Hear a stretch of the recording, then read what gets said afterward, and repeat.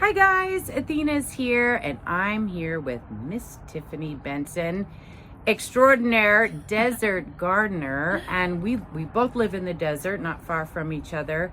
And amazing that when we're looking at being self-sufficient and growing our own food and not having maybe a lot of space, and then on top of that, very hard conditions and sun, like this, living on the surface of the sun, basically, harsh summers and not a lot of water, and she's yielding amazing food out of a very small space, enough to feed her family and nutritiously, organically. And we're going to talk to her a little bit about how is she doing that and what this really means to her. So welcome, Tiffany. Thank you for having me. Such an honor to come here, and I know how special this garden is to you. This is your space to unwind and get away from, the rigors of the world. And so I feel really honored to be here and just explore it a little bit. She's got amazing stuff in this garden, and we're going to take a look at it. But first I want to ask you, what made you start to have a garden? Why a garden in a small townhome kind of space? So two things. One, I really believe in self-sufficiency in every aspect of life. I feel like in order for you to really just have calm in your life and have okayness in your life, you need to be able to have the self-sufficiency. So the same way I like self-sufficiency in business, I like self-sufficiency in my personal life too as well. And then on top of that, the world is insane. You just need a safe space, and sometimes that's really hard to create. And when you can create a safe space that also provides you with amazing oxygen, it's even better. It's like your brain works better, you feel better, and just being out here and having my hands in the dirt and having that oneness with nature, it really changes your perspective on life and any situation. It can make a bad day go better like that. I think so, because just being in this space for a little while, and it's early morning, so I'm sure as it warms up, we're going to see a little more wildlife, but already bees. I did see a butterfly earlier. He was an early riser, and I'm sure we're going to see more of these. That you've kind of created a little sanctuary for just natural life to unfold a little bit. And do you feel like that helps your psyche to help you in business matters when those rough times come? Yeah, it's something so calming where you can really see exactly where your food comes from. Because think about it, not even just the growing the food, but also how hard the bees work. And you see their little legs full of pollen, and that's how I get honey. And you just see this whole cycle of life, and it really kind of it puts life into a different perspective, because it's like, yeah, I might be having a hard day at work. This bee's having a hard time getting to every last one of these flowers. But both of us are doing what we need to do to keep the world going. Absolutely. I think energetically, and a lot of hummingbirds already this morning too, you could tell they're all busy. They don't care what's on the news. They could care less. They're just kind of living their life in a natural way, and it's really calming to be back here and just see them move about life in a natural, calm way. And yet they're very focused. You could tell they're very focused. I'm going here, I need to pollinate there, I'm going to get a little something to eat there. And so, you're right, they are busy. And if you think about it too, it's the sharing the space. Like if I'm walking in a space, I share the space with the bee or the hummingbird. If the bee is pollinating a flower, you won't see the hummingbird try and pollinating that flower. It's not trying to attack the bee. It'll patiently go to the one above it, or maybe the one below, and then when the bee moves, it might go and see. But it gives it, each thing gives it their space. I love this right there, because it's saying we don't need to overly compete. There's plenty of room. We'll just work around and we'll still get it done, and we'll all be fine in the end. Yeah. Now, right there, that's something to maybe take in, that nature is showing us, like, we've been doing this for millions of years without you, and maybe we can show you the way. So I really like that. So as far as what you're growing out here, how much would you say you yield, like food-wise, out of a small space?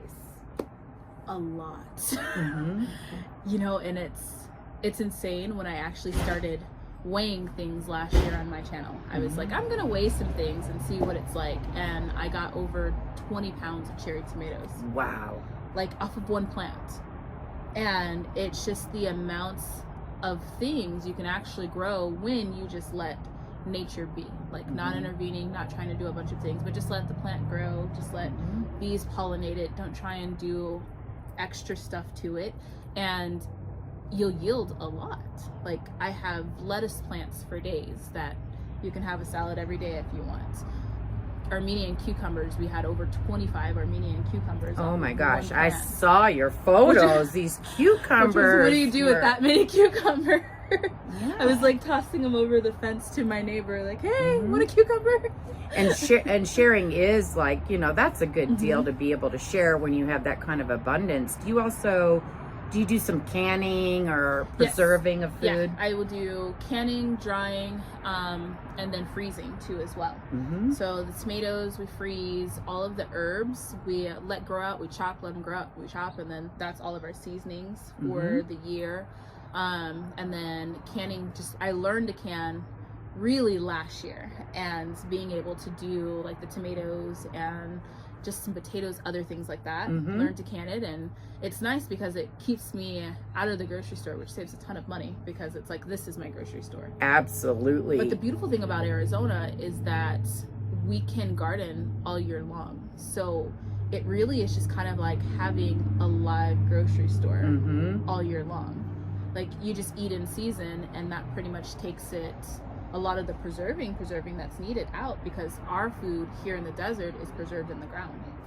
And that's interesting that you say that, because a lot of people feel that, you know, in a desert climate with lots of sun, very little water, and if there's water restrictions, like in Southern California, they have that more than we do right now, people are thinking it's a hardship.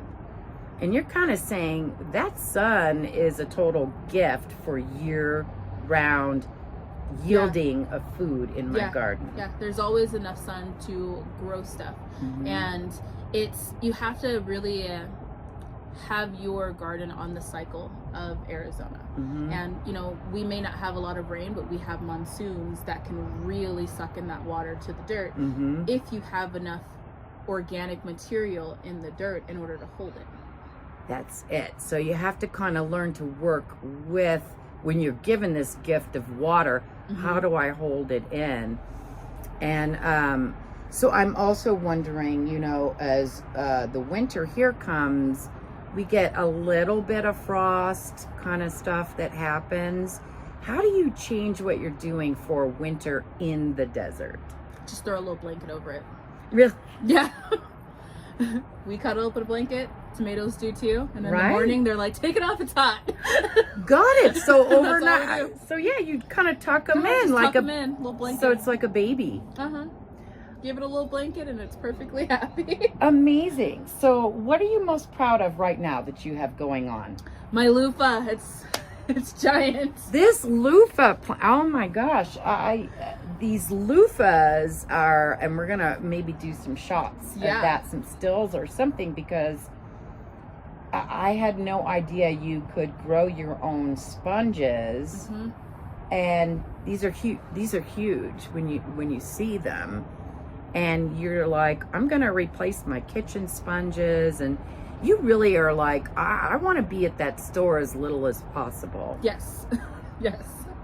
And you know, the quality of food, once you have homegrown food, it's kind of hard to spend extra money on food that doesn't taste as good as if you just grow it yourself. Right. It's really hard. Like I can go to the grocery store and buy lettuce and it doesn't have the taste. And it's like, or I can just wait a week and grow my own lettuce and have it then. I notice with just even the small amount that I grow, vegetable wise, the tomatoes that I grow taste like a tomato. So good. And then if I buy a tomato, and it's a tomato, but it tastes like water. tastes kind of like water and fiber, and to grow your own tomato and have that rich tomato taste. Do you feel like if you're growing your own food, you may need to take in less food too? You do, because you have so much nutrients packed into your food. You know, when I talk to people about gardening, I always tell them that you grow the soil, and the soil is what grows your garden. So when I think about gardening, I'm putting nutrients, I'm burying stuff. I have a in-ground worm bin where I just bury all types of stuff in there, and I put all of these nutrients that get broken down, and all of that's absorbed into those plants. And that's what really is a difference too between like just commercial row farming, that's just gardening the same thing back to back, and that's just what's in the soil. So the soil doesn't get a chance to maybe get extra nitrogen from peas or beans, or like have composted corn leaves down onto it. It doesn't have those nutrients from the other plants that the worms and the microbiome in your soil bring to that plant. And that's where you get that taste, and that's where you get that sense of fullness from too as well, because every time you eat something from your own personal garden, you get all those minerals. Absolutely. And then that energy from our sun here, I guess we shouldn't complain that you know, it's a challenge, because that sun creates such energy in the plant, and then those minerals.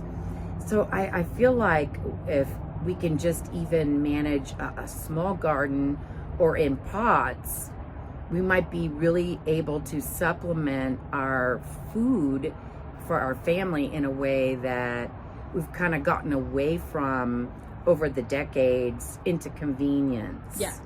How do you think convenience has kind of affected our thoughts about having a garden? I think it's given people less patience, because growing a garden takes patience.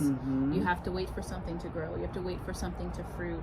Something bad might happen to it in the middle of it. It doesn't always work out. And you got to baby it right. and take care of it, and it took away that patience, which I think it also took away a lot of that nurturer part of us. You know, we have people with road rage and all angry because they just don't have that sense of patience, which would have led to more of a nurturing aspect about you.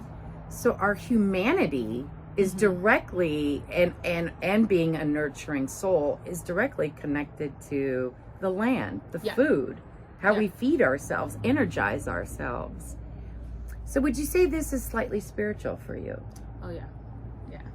This is where the soul comes to heal. And being here, I drove in traffic to get here, and I was not the calmest person, but just being here in this small space has just reduced the anxiety, like, fast. Which is funny that you say that, because if you pay attention, we're next to a busy road.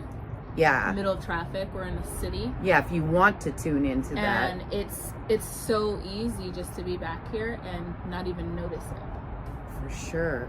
It's like another small little world that you can eke out, and I just love it. So the loofahs are amazing. Let's talk about this roselle a little bit. Oh, it's huge. It's huge. We will have to show you guys. Yes. It is huge. We're gonna take some still shots to add to this, because the roselle is coming along beautifully. And what do you like to use the roselle flowers for? So they have their own medicinal value, having a lot of vitamin C. So right now, adding roselle into our drinks and teas, and making even like a spritzer, something like that. Oh, that sounds doesn't fun. have to be all teas. You could do a cocktail as well. Sure, yeah, or even just sparkling water with something like that. And it just adds a lot of vitamin C. That's what protects you from the flu and the colds and all those different things, is by having your immunity boosted.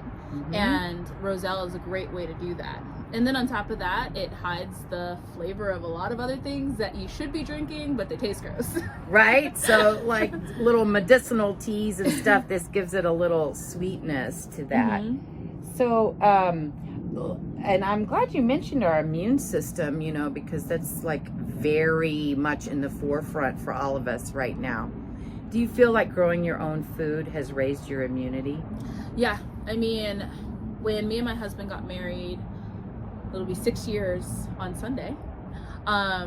He had just had a heart attack and he had a stroke, and I had horrible asthma that would put me in the hospital with bronchitis every single year, every single fall, and we couldn't get through the year without having allergy attacks in the spring, and we had medications galore, and now we don't even have anything in our house. I don't even think we have Tylenol in our house because we have valerian, different things like that. And it's so much easier. It got to the point to where we just naturally don't have those issues. Right. I naturally don't have asthma attacks. We naturally don't have allergy attacks. We just naturally don't have those because we're eating from the earth, which is grown in these environments. So all of those allergens and all of those, it's kind of like getting like a little micro dose of those allergens that just kind of heal your body. For sure. I feel like even on a spiritual sense, we reside here. This is where we were born, and so the plants and things that grow here were meant for our body complex. And so everything that we ever needed to self-heal and maintain health grows in the ground. Yeah. And you know, I spend about an hour every morning just back here with my hands in the dirt. And that's the other thing, is having that connection just with the earth and the energy that's passed through. That's healing all on its own.